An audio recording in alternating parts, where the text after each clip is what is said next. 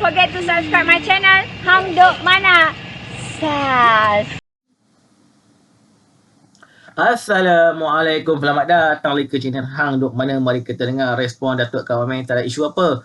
Kabinet kutuk serangan terhadap rumah Ngeh.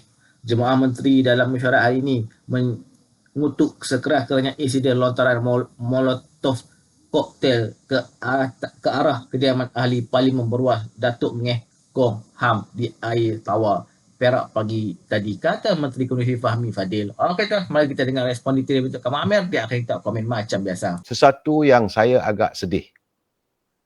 Kesan daripada perbalahan politik.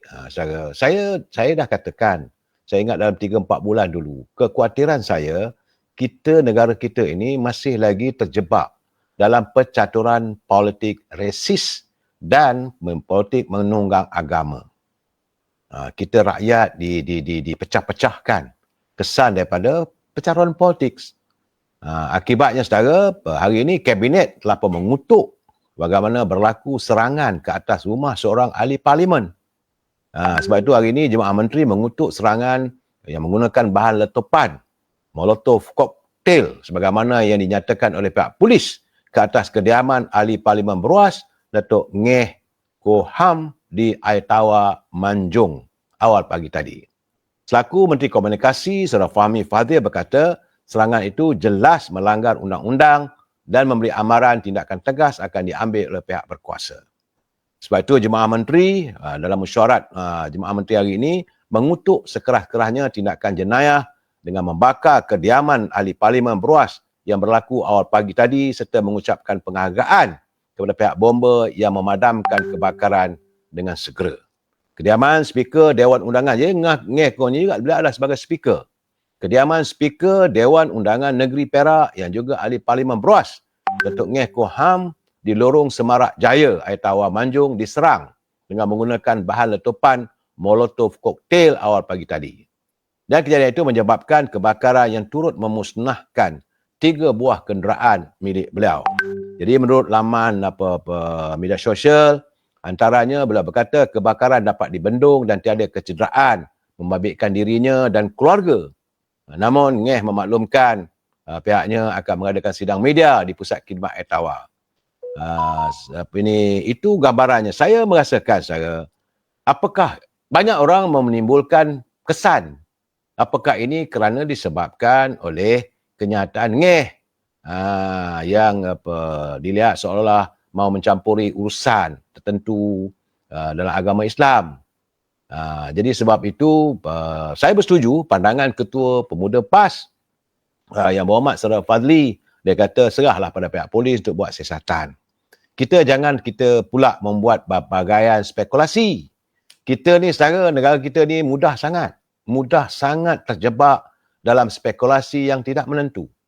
Jadi sesuatu, dah tuduh itu, tuduh ini. Saya rasa ini boleh menimbulkan suasana yang tidak baik. Dan sebab itu saya katakan pada pemimpin-pemimpin politik, berhentilah daripada memainkan isu agama yang dilihat begitu sensitif. Bukan hanya di Semenanjung, begitu di Sabah dan Sarawak. Cukup-cukuplah rakyat diadu dombakan hanya dengan dogma politik agama. Begitu juga soal perkauman. Cukup-cukuplah. Apa lagi yang kita nak? Kita sekarang sedang berusaha menangani warga masyarakat madani dalam ekonomi yang tidak menentu. Saudara, 4 hari, 5 hari lepas, nampak gayanya pasaran saham Kuala Lumpur begitu baik, begitu tinggi. Tetapi hari ini kesan lepas itu dah mula turun balik. Pasaran wang kita pun elok, naik, turun balik. Ini semua mengakibatkan rakyat terkesan. Cukup-cukuplah pemain-pemain politik mencaturkan politik perkauman. Saya tidak senang dengan melihat keadaan yang sebegini, saudara. Sampai bila negara kita harus terjebak dalam politik perkauman, politik agama? Kenapa tidak kita berlapang dada? Kita lihat apa yang berlaku di Palestin, saudara. Hanya kerana perbalahan dan kerana perpecahan. Akhirnya terbakar, saudara. Saya 2-3 malam dulu pun saya dah bercakap bagaimana kehancuran kerajaan Utsmaniyah Andalusia, hebatnya Empire Islam boleh hancur. Lain tak ada, puncanya saudara adalah kerana perpecahan. Empire Melayu Islam Melaka hancur saudara. Hanya kerana pengkhianatan dan perbalahan sesama insan dalam kerajaan Empire Islam Melaka. Begitu juga Empire Champa yang seantero Asia saudara, kita hancur. Jadi saya haraplah, titiplah catatan sejarah bagaimana kita menemui kehancuran hanya kerana perbalahan. Sebab itu saudara, hari ini saya agak bersetuju dengan pandangan sistem politik kanan kepada Yang Amat Berhormat Perdana Menteri Datuk Seri Samsul Iskandar Mat Hakim, yang katanya setakat ini sudah pun ada 43 laporan polis dibuat berhubung yang menyentuh soal langkah Dubai yang disifatkan olehnya sebagai satu tindakan yang tidak bertanggungjawab, dan ini boleh mengganggu gugat sistem demokrasi berparlimen. Dan katanya memanglah ia digerakkan oleh ahli parlimen termasuklah pimpinan pembangkang katanya. Bukan kata saya. Selaku sistem politik, Datuk Seri Samsul Iskandar Mat Hakim berkata bahawa semua itu adalah untuk menggagalkan kerajaan perpaduan pimpinan Datuk Seri Anwar Ibrahim. Sebab itu, walaupun beliau tidak mendedahkan nama individu yang terbabit, saudara, tapi secara spesifik, tapi beliau percaya ada dalang yang melakukan gerakan. Sebab katanya, saya yakin gerakan ini telah dimulakan oleh beberapa orang ahli parlimen termasuk pimpinan pembangkang yang tidak bertanggungjawab.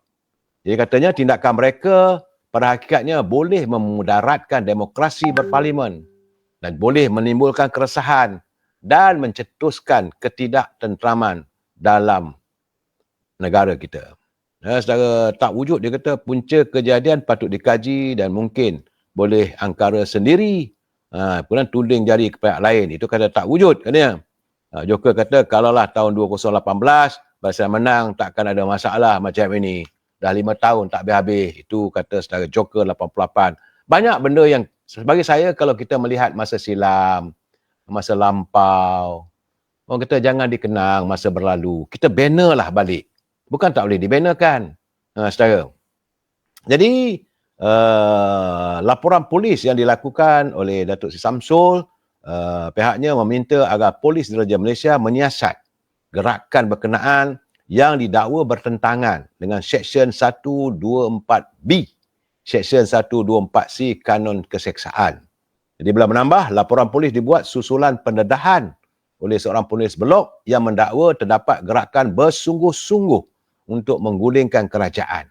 Saudara, kerajaan hari ini dipimpin oleh Datuk Seri Anwar Ibrahim, dibantu oleh Datuk Seri Zahid Hamidi dan juga Datuk Seri dari Sarawak, saudara. Sebab itu hari ini di Kota Baru, Angkatan Muda Keadilan, saudara, Angkatan Muda Keadilan Kelantan telah pun membuat laporan polis berhubung gerakan mahu menumbangkan kerajaan perpaduan pimpinan Datuk Seri Anwar Ibrahim. Laporan berkaitan langkah Dubai itu dilakukan oleh Ketua Amanah Keadilan Kelantan Muhammad Izan Zahrim Mat Hanuzi di Ibu Pejabat Polis Daerah IPD Kota Baru di Pengkalan Cepa. Muhammad Izzat ketika ditemui pemberita berkata dia membaca laporan media termasuk yang terbaru berhubung pendedahan berkait gerakan sebut oleh penulis blog kontroversi. Katanya. Jadi langkah Dubai ini sangat jelas bertujuan untuk mengancam kestabilan kerajaan yang di-Pertuan Agong Al-Sultan Abdullah Riyaduddin Al-Mustafa Billah Shah.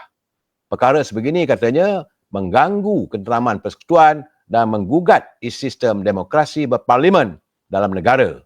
Jadi, laporan polis sebut juga dilakukan kerana terdapatnya komplot seperti langkah Dubai itu telah dianggap sebagai bertentangan dengan peruntukan undang-undang, khususnya Akta Anti Lompat. Jadi bila mengingatkan kita perlulah berwaspada. Itu dari pihak parti pemerintah. Bagaimanapun hari ini pejabat ketua pembangkang pula membuat laporan polis di Ibu Pejabat Polis Daerah Dan Wangi susulan dakwaan dan fitnah yang mengaitkan Perikatan Nasional dan pimpinannya cuba melakukan rasuah terhadap istana. Pula dah. Jadi saya kata sekarang ni, akhirnya pihak polis tak ada kerja lain. asyik menyiasat pada laporan demi laporan, saudara.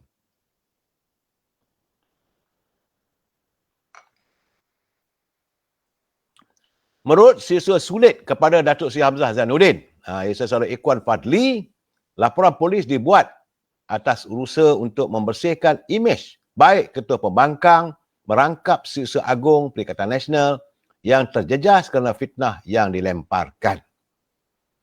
Sebab itu bila menggesa, pihak tidak bertanggungjawab dengan sengaja mereka-reka cerita mengenai dana 1 bilion untuk menjatuhkan kerajaan perpaduan, termasuk menuduh pembangkang mendalangi langkah Dubai. Dan katanya sebab itu kena dihentikan.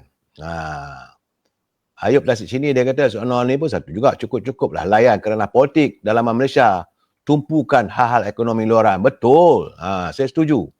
Kemudian sebab itu katanya mereka kesal kerana kerajaan tidak menunjukkan kesungguhan dalam menyekat penyebaran fitnah yang membabitkan nama baik Yang Tuan Agong. Artikel berkaitan dimuatkan pada 8 Januari lalu dan sehingga kini masih ada dan boleh diakses. Itu kata beliau. Dalam keadaan begini, saya mengharapkan agar pihak berkuasa dapat menyiasat setuntas mungkin. Dan kita mesti move on, saudara.